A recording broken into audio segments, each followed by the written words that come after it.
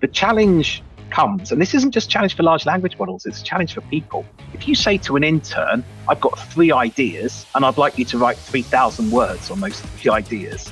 Well, guess what? You've only got 3 ideas and you're trying to spread them out over, you've got a very low propositional density.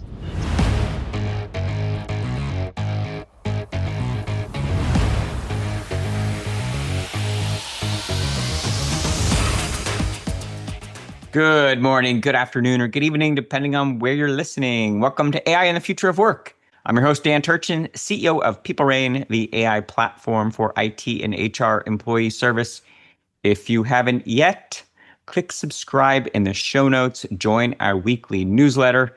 It's full of some additional AI fun facts and some clips from the episodes that don't always make it into the weekly conversation. And of course, if you like what we do, please tell a friend and give us a like and a rating on Apple Podcasts, Spotify, or wherever you listen. Helps us grow the community. If you leave a comment, I just may share it in an upcoming episode, like this one from Tanisha in Tampa, Florida, who is a librarian and listens while restocking shelves. That's a first. Tanisha's favorite episode is number 325 with Dr. Brandeis Marshall, about unmasking hidden bias in AI. That was a great one. We learn from AI thought leaders weekly on the show. Of course, the added bonus, you get one AI fun fact. Today's fun fact, Blake Montgomery writes in The Guardian that AI companies are starting to win the copyright fight. In it, Blake cites the recent court win by Anthropic in which a U.S. judge ruled the use of books to train its AI without permission of the authors did not breach copyright law, because it is like a reader aspiring to be a writer. Notably, to comply with copyright laws, Anthropic purchased and subsequently destroyed 7 million physical books. The next day, U.S. District Judge Vince Chabria in San Francisco said authors had not presented enough evidence that Anthropic, or in another case, Meta's use of AI would cause market dilution by flooding the market with work similar to theirs. Pending lawsuits involving Disney, NBC Universal, Midjourney, Sony, and others will determine whether similar conclusions apply to other works of art like AI-generated music, images, and movies. My commentary, this all seems very Ray Bradbury-esque, shall we say. Go read Fahrenheit 451 if you haven't. Creators deserve to be compensated for their work. Even AI-generated works derived from copyrighted works still require creators to be paid. That seems obvious, yet it violates a central theme in the Anthropic ruling. AI-generated synopses and derived works will, in fact, impact sales. Content delivery network Cloudflare introduced a new service that would give content owners the option to have AI companies pay to index their work. That's a start. Just like Napster learned in 2001, technology should make it easier for creators to reach a wider audience and generate income from their work. The same principle of work in exchange for capital applies in all other industries. Kudos to Cloudflare and other innovative companies for making it easier for human creativity to flourish, despite whatever the courts may say. Now, shifting to this week's conversation, Sean Williams is the CEO and founder of AutogenAI, which he founded in May 2022. It's now the world's leading AI proposal generating engine. Sean and the team most recently raised a nearly $40 million Series B, led by Salesforce Ventures. Previously, Sean founded and was the chief executive officer at Corndel, where he grew the business to 350 people, and an exit to THI Holdings for $60 million in November 2020. Sean received his BA in philosophy from the University of Cambridge. Go Blues. Gosh, without further ado, Sean, it's my pleasure to welcome you to AI and the Future of Work. Let's kick this off by having you share a bit more about your background and how you got into the space. Yeah, look, thanks for that introduction, Dan. Wonderful to be here. So, as you mentioned, one of my careers, but I've actually had 3 careers. In my very first career, I was a proposal writer. So I was a researcher on a bid team, and then I was a proposal writer, and then I became a bid manager, and then a bid director, and then a corporate development director, and then a managing director and a group managing director. So I worked my way up through the corporate world, but I started as a proposal writer. So came from a deep understanding of actually what it is to win work with words. primarily I was competing to government to win to win money to deliver services. In my second career, you mentioned I founded and built a company called Corndel, which was the fastest growing European management and technology training provider under my leadership.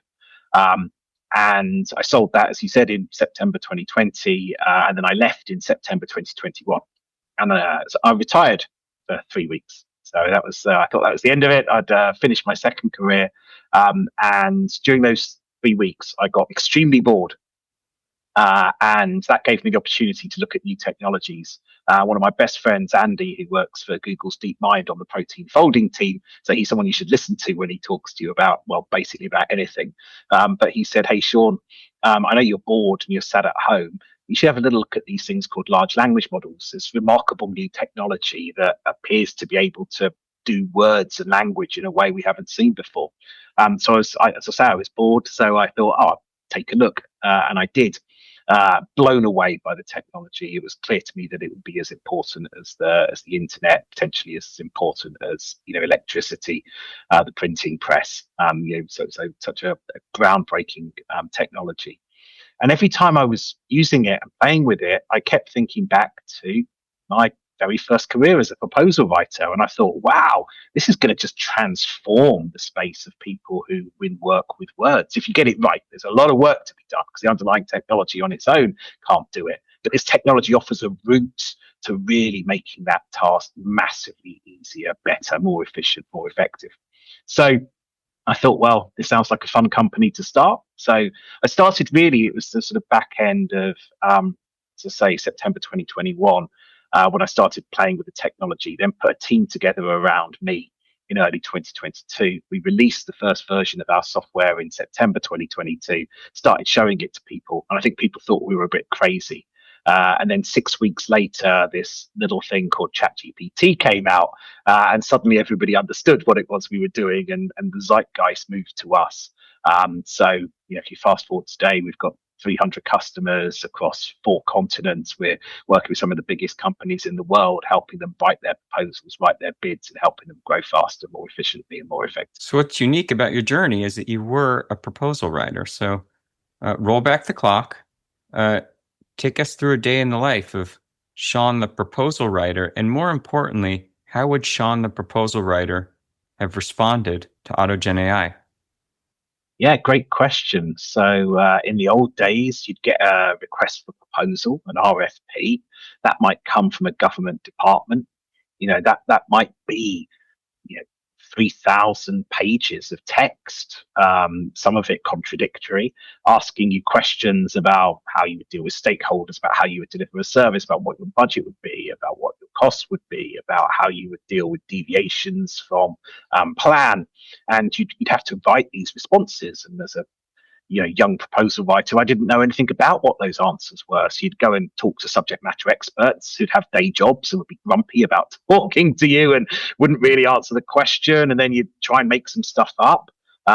Way back when I was a researcher, Google was just starting to become popularized. So everyone thought I was a brilliant researcher because I could do research better than my peers because I knew this little website called Google that no one else had heard of, kind of, other than in the tech community at the time. So and then it would be writing, and we'd try and put a first draft together, and then I'd hand that first draft in to the subject matter experts and to my boss, and it would come back with, literally, because it was hard copy, it would come back with red biro all over it, improve this, and I'd then rewrite it based on that red biro and then hand it in again, and that process would happen a number of times, and then we'd submit. There'd be a submission deadline for when the customer wanted it, and then a few months after submission, hopefully we'd find out we'd won. And then I could go and celebrate and repeat that process. If you look now, the power of our technology to concertina that process, to make writing that first draft, maybe it would have taken me 2 weeks to write that first draft, and I was pretty good at my job. Nowadays, you can do that using our software in kind of a couple of hours, get to a really good first draft. So you get to that. Not that people, again, because you do this in our software rather than doing it with a red biro, but you get to that review stage so much faster. So, not to be overly cynical, but it sounds very noble when you say, I love the way you describe it. Winning words, winning work with words.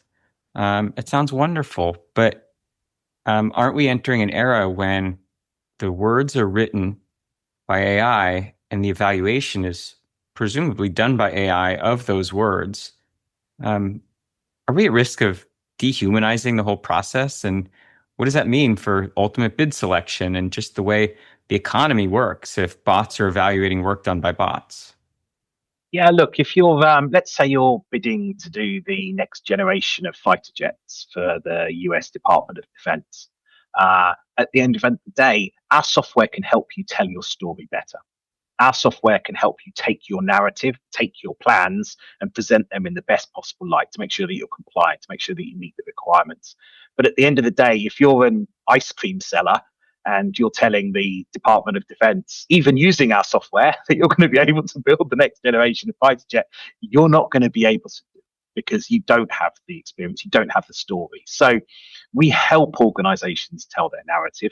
We help organizations present the evidence that they've got, but we can't make that up for them. We can't, we can help them with ideas. We can help them with that story. Ultimately, it's their story. So it's a mistake to think that our tool will make your story up for you. What our tool will do is help you tell your story in the most compelling, compliant manner, and it will help you do that more efficiently and more effectively. So actually, quite the opposite. We of course we already have customers who are competing for the same funding streams using our software, for the same customers using our software. And what we found is really interesting. You actually find more differentiation with companies using our software because actually you're getting past the 60-70% of proposals that all looks the same, and you're getting to the magic 30-40%, which really is your points of differentiation.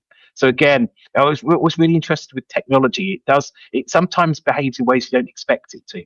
If you were a futurologist prior to the invention of spreadsheets, and you said, okay, there's all these people employed in finance who are there to add up columns of numbers. Now you've got this magical new technology that's going to add up those columns of numbers for you. In 10 years' time, are there going to be more or fewer people working in finance? I think, virtually everyone would have said there'd be fewer. You don't need as many people. But of course, what spreadsheets have actually done is 10x the number of people working in finance. Because what they've done is they pushed humans up the cognitive hierarchy. There's now more work being done. There's more analysis to do with the figures that have come out. So, these are complex, dynamic human systems. Technology forms part of that, and human societies react in ways which are non-intuitive a lot of the time. So I know you get asked this all the time, but it's an important question, and I'm curious to see how you answer it. And I've asked it to people like May Habib from Writer, and everyone who's building important apps for domains on top of foundation models. Everyone knows the foundation model is pretty good at drafting all kinds of documents, presumably including RFPs. Talk about the unique value that AutogenAI adds on top of what you get from a foundation model. Yeah, I think the right way of thinking about foundation models is that they bring a general level of articulation, which can sometimes look like intelligence, but definitely isn't. It's just an approximation of intelligence. And it turns out that it doesn't matter how smart you are, the answer to most questions depends on context. So if I say the word fire at a shooting range, it means something different than if I say the word fire in a crowded theatre. So unless you know the context, it doesn't matter how smart you are, unless you know the context, you can't know what that word means. Let me give another really, really simple example. If I want to know, is east or west to the left of me, I can't answer that question unless I know whether I'm facing north or south. So context, it turns out, is kind of absolutely critical to intelligence and to meaning. Now, that's both. You actually see computer scientists starting to come around to this. Now, there's a lot of talk now around context engineering, but really, this was obvious if you just read any 20th century philosopher of language like Ludwig Wittgenstein, that context, you could not possibly understand meaning without context. So what does that mean for foundational models? Well, a foundational model, it doesn't matter how smart it is, because without that context, without the one wider understanding of what it's trying to achieve, it can't possibly answer the question of is east or west to the left of me. It needs to know if you're north or south. So All of the work then in terms of domain specific software is essentially about giving that context. And the honest answer is actually, do you know what? With a chat GPT, if you spent 6 months writing the prompt and getting the context exactly right, then you would get, for that one particular instance, as good an output as you would get from a domain specific tool. But it would take you 6 months to put the context in. What we are doing, and other people who are doing really deep domain level intelligence, is essentially we're shortcutting all of that context input and doing it context input in a much more sophisticated way than a human would be able to do on their own. For example, pulling through from domain specific sources, pulling through internets, pulling through from proprietary data sets to bring through the linguistic ingredients that then form part of that context. People, again, a year ago, we always knew this was wrong. A year ago, people were thinking that you could do all of this just with massive context windows. So, you wouldn't need to worry too much about context because your context could be like the sum total of knowledge in the world. And of course, once you take it to that extreme, it's obviously silly. The remarkable ability of humans, one of our remarkable abilities, is not that we have massive context windows. I'm taking in an enormous amount of visual, sensual kind of stimulus. It's our ability to forget and ignore all the stuff that doesn't matter. And so when we talk about things like context engineering, you don't need a huge context window. You have quite a small context window. You just need to put the right stuff into it, not the wrong stuff. So one of the early revelations from content generated by LLMs is that they quickly, I don't know if it's the right term, but they revert to the mean. Yeah. Everything that, we're starting to be able to recognize the patterns, lots of M dashes, for example. And so it takes potentially poor writers or poor storytellers, and it can make them mediocre. But it also has the potential to take exceptional storytellers and make them mediocre as well. When you think of that kind of homogenization of content using LLMs, how do you think about that with respect to the business model of AutogenAI? Yeah, it's a great question. I have a very clear view on why most LLM generated content looks repetitive and looks really meh. And it comes to a benchmark that we invented at AutogenAI when we were thinking about how you make good proposals. And one of the benchmarks around that is something we call propositional density. So a good proposal, if they're, because proposals are usually limited by the number of characters or words or page limit. So if you've got, let's say, 300 words, you want, and let's say you're splitting that up into 10 sentences, you want each of those 10 sentences to have a different idea in it. So your propositional density would be one idea for one sentence. And you can do that. You can work that out, right? That's an algorithm. We can use large language models to do that. The challenge comes, and this isn't just a challenge for large language models, it's a challenge for people. If you say to an intern, I've got 3 ideas, and I'd like you to write 3,000 words on those 3 ideas. Well, guess what? You've only got 3 ideas. You're trying to spread them out. You've got a very low propositional density. So what the intern will do, or the large language model will do, is it will start to be very repetitive. It will just start to say the same things over again in slightly rephrased formats. So if you look at most of why people are saying AI-generated content isn't very good, or it's repetitive, or it forms a certain standard, is actually because there's not a lot of ideas in it. It's very low propositional density. You've asked it a stupid question. You've asked it, write me 10,000 words about this ice cream tastes nice. Like, that's a really hard thing to do for a human. Like, you are going to be repetitive. It is going to look bad. So now large language models can help with coming up with new propositions through retrieval augmented generation, through some of the idea piece. But essentially, some of this it comes down to the augmented intelligence. A large language model isn't going to solve an impossible problem for you.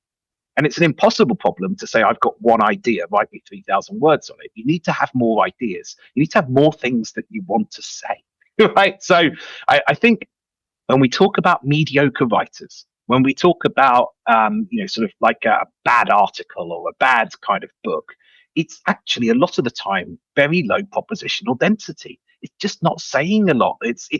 People don't have the ideas. So I would come back to large language models for humans who've got a lot of ideas, who've got a lot of things that they want to say, but there's a lot of material they're trying to put out.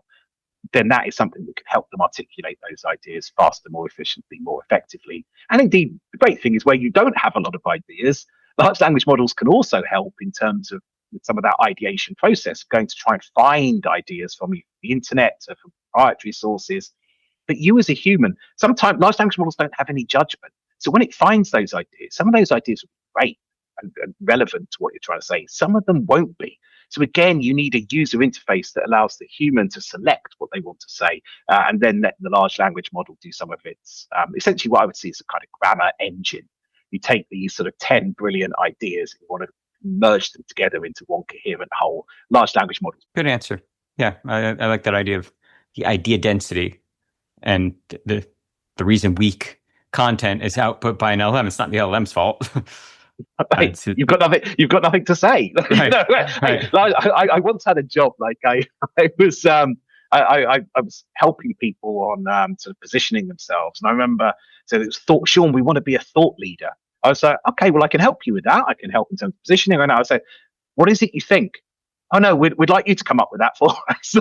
Well, sort of you need to make something. Right. First principles, right? Yeah. So along those lines, like you, I have deep scars from years of submitting RFPs, and just the whole process has always seemed a little bit Byzantine.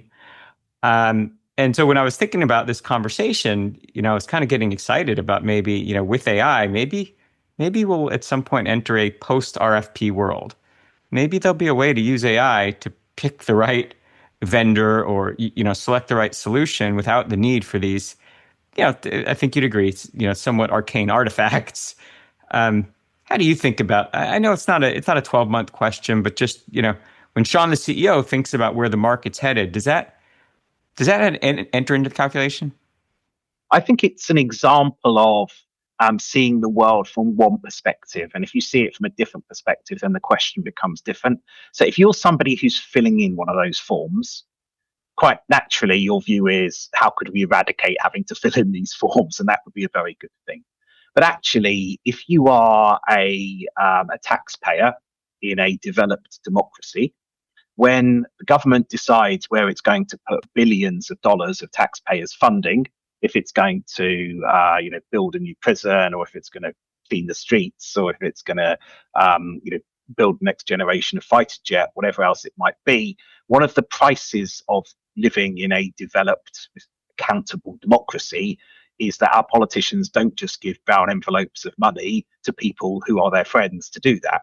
There is then a cost to that, and that cost is public procurement. That cost is there's going to be an audit trail. That cost is we're going to say here are the requirements, and there's going to be a lot of requirements because that's difficult.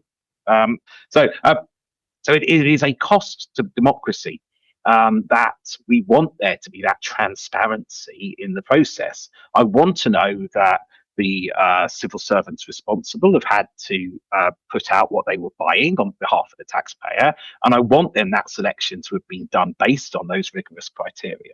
So I think, again, what can look like a process that you would want to just get rid of actually isn't a process you want to get rid of. You, of course, want to make it as efficient as possible, but the cost of competition, the cost of transparency are a price worth paying. Makes sense.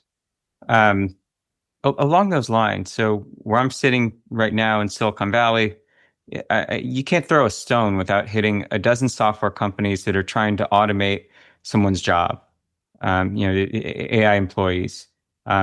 Certainly, most of them are not, automating away the work of submitting an RFP. But anything that is left to humans today, someone sees as an opportunity. I'm allowed to ask you this question because you're a Cambridge-trained philosopher. So if we take that, kind of extrapolate that out, we're in the early days of AI, and most human tasks or human functions, maybe not jobs, but human tasks are automated away. What does that mean for the social contract that we have with, just the way society, the fabric of society is? You do some labor, you get some capital in exchange, you're fulfilled by the work you do. What happens as AI gets better and better at doing more and more jobs or tasks? Yeah, look, I think as a philosopher, of course, the first thing you're trained to do is to attack the assumptions in the question. So forgive me. I will start with that. Look, artificial intelligence is a new technology, but throughout human progress, we've had new technologies. And so, if you were a weaver in Nottingham, when the spinning jenny comes out, of course, you start to think that this is going to destroy your job. And it does destroy your job. When the steam engine is invented, what the steam engine does, that prior to this, one of the first applications of the steam engine is in pumps for mines, essentially to pump water out of mines. Do you know how they used to do that before the steam engine? They had a 12-year-old boy who didn't go to school, who stood there on the pump and used the pump all day. So eradicating some jobs and some of those low-level jobs is a very good thing to do. Of course, throughout human history, we've seen the lump of labor fallacy. When jobs are destroyed in one area, the bump in the carpet, they pop up somewhere else. And it has always been the case that more jobs have been created than have been destroyed. I gave the example of spreadsheets earlier, that more people work in finance post the invention of the spreadsheet rather than previously to it. So I'm an optimist. I don't believe jobs get destroyed. I think jobs move into different areas. And critically, I think that the areas that those jobs move into are more interesting and more fulfilling. I do think work is a critical part of human dignity. I do think work is a critical part of who we are as creatures, actually, and that it is vital to our sense of purpose and our sense of self-worth. But I'm an entrepreneur. I get to make my own job. I retired for 3 weeks and decided I wanted to go back to work. The nice thing about having some kind of material comfort was I could decide exactly what it was that I wanted to do.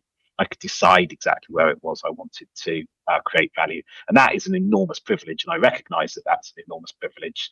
And the promise of technology is that privilege might get to more people. One of the concerns I have with that line of thinking goes like this. And by the way, the whole thesis of this podcast is exactly the argument you just made. So I'm glad you made it in a very articulate way. But oftentimes optimists like you and I will say the jobs, like you said, the 12-year-old pumping water, in the mine, should be in school, et cetera. The jobs that will be eliminated are, usually one of the 3 Ds, right? They're dull, they're dirty, or they're dangerous. Maybe humans shouldn't be doing them. But because we're now friends, and we're talking about the future of humanity. This got deep very quick, by the way. We're also allowed to say there can be harm done by AI, and so yes, the jobs hopefully will be safer, and the 12-year-old kid, has long since been pumping water, but the equivalent of that may exist. And even now, we're seeing AI used as a therapist, and all the ways that can go wrong, and AI accelerating the dissemination of bias.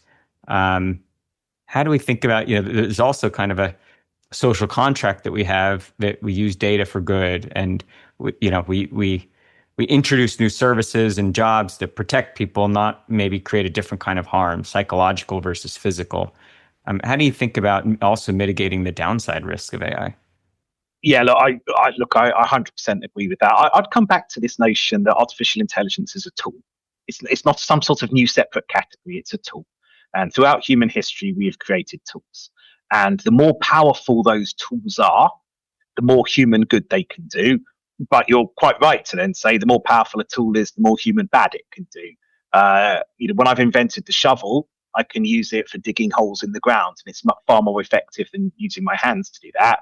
I can also hit my neighbor over the head with it and kill them. So, it can be used for both. The discovery of radioactivity has massive amounts of good in terms of energy and power and medical advancements, but of course can also be used to build nuclear bombs, which could potentially wipe out the human race. So the more powerful a technology is, the more good it can do, but the more bad it can do too.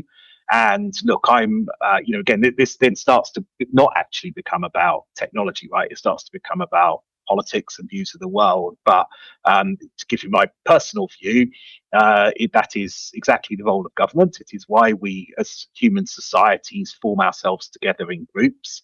I don't believe, for example, I don't believe self-regulation is particularly effective. I think we've seen that again throughout human history. The look at the 2008 financial crisis and other things. You need the right sort of oversight of society into the application of these new technologies to make sure that those technologies are being applied, one in ways which the positive way of ways that aren't actively harmful, me hitting my neighbor over the head with a shovel. But two is you need to create a framework and a system of incentives for the people working in that, such that the incentives are to deploy those technologies for the good of the vast number of people rather than for a very small minority. And that is clearly the role, in my opinion, that is clearly the role of government. And that's the point of us forming society. So you're talking to a lot of entrepreneurs who want to be responsible in their use of AI, but also want to exploit. Look, we're also marauding capitalists, and we're looking to introduce services, hopefully in a responsible way, leveraging this amazing technology. How do you think about balancing kind of the ethical responsibility that you have as a CEO introducing this powerful new technology with the profit motive that you and your investors have? Yeah, I would come down to capitalism. It's a very good system, kind of in the medium term, and the long term, it's the system that has pulled more people out of poverty than anything else we've seen as the human race. You need to make sure that short term incentives to do the wrong thing are counterbalanced by punishments for that, or for a longer term view. When I actually don't believe that. I don't believe that short term profit seeking at the expense of other humans, at the expense of society, is a sustainable business model. I think in the medium and long term, then the only way to make a profit is to do the right thing by the majority of people. I think that isn't true in the short term, potentially. And I think that's why you have a need very heavy penalties for people who exploit that in the short term. You alluded to the important role of regulating AI, maybe by central bodies, governments, etc. A concern I have when this comes up is that those central organizations are ill-equipped to adjudicate on a technology that nobody knows about. And so they come up with silly rules that you almost know will be eliminated later because they're just naive. The other concern I have is that relying on these central government or other organizations to make the rules gives the bad actors like maybe a 10-year head start because governments are just notoriously slow. So slow. You could take either side in that argument, but I am concerned that at some level we do need to instill a sense of ethics and responsibility and try to mitigate the natural instincts of the bad actors and not overly rely on some central body to regulate AI. What are your thoughts on that? Look, Dan, I 100% agree. And I mean, if I pretended I had a magic wand solution to this, I'd be lying. I think my job's quite difficult, but every day I wake up and thank goodness I'm not a regulator, because I consider a regulator's job to be, for the reasons you've alluded to, nigh on impossible. The people you're regulating know more than you, about this stuff. If you under-regulate, you potentially let really bad things happen, and if you over-regulate, you potentially let really bad things happen. We've put the cure for cancer back 15 years because we put in some stupid regulation that stopped us moving forward. We call those Goldilocks problems at AutogenAI. So many problems in business, in life, the Goldilocks problems. You don't want the porridge too hot, you don't want the porridge too cold, but it's fiendishly difficult to find where that balance is. So there aren't magic wand solutions. I think getting people around the table, I think that two-way process into regulators and into business needs to happen. I think there needs to be sufficient incentives inside the regulators. If you've got a system where you pay 10x outside than you are as a regulator, that's going to create an imbalance then in terms of knowledge, expertise, intelligence, all of those sorts of things. But look, these are not, these are problems far smarter people and more experienced people than me are grappling with, and I don't underestimate just how difficult that is. Let me again go with. I always go to history to try and think. As I say, I don't think new technologies are new. This new technology is new, but new technologies are not. Activity discovered, in the 1890s, back end of the 19th century. It's not regulated until 1947. You've got like 50 years. You've got half a century of people doing all sorts of stuff. Like you've got people actually kind of they were using it. They were tying like radioactive rocks to kids' heads to cure tumors. That's not a good way of doing this stuff, right? Kind of saying it's completely unregulated for 50 years, and it only becomes regulated after the dropping of the atomic bombs on Hiroshima and Nagasaki, when it suddenly becomes very clear to the whole world just how powerful this technology is. So I don't think we'll wait 50 years for regulation in terms of the AI space. Indeed, we're not seeing that.